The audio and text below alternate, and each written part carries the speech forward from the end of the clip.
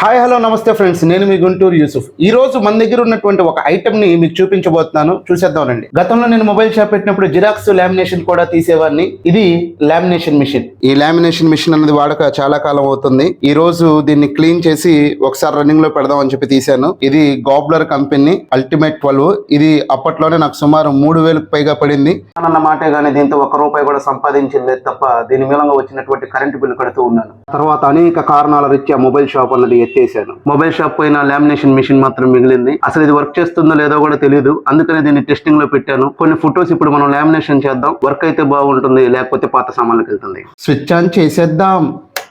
ఇక్కడ కూడా switch on చేసేద్దాం.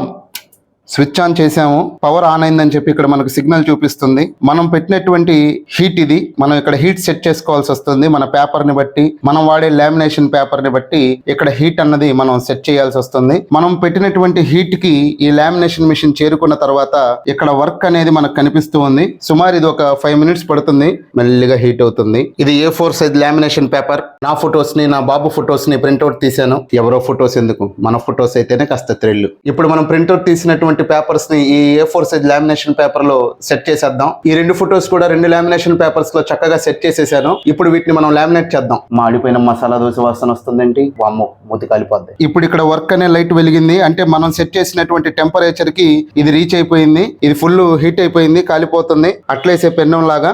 ఇప్పుడు మన దగ్గర ఉన్నటువంటి పేపర్స్ తో మనం లామినేట్ చేద్దాం. మనం ఇందులో పెడితే ఇదే పొథా ఉంటది. ఆ ఎక్స్లేటర్ ఏదో ఉంటది కదా, దాని మాదిరి అనమాట. చూడండి, పొథా ఉంది, పొథా ఉంది, పొథా ఉంది.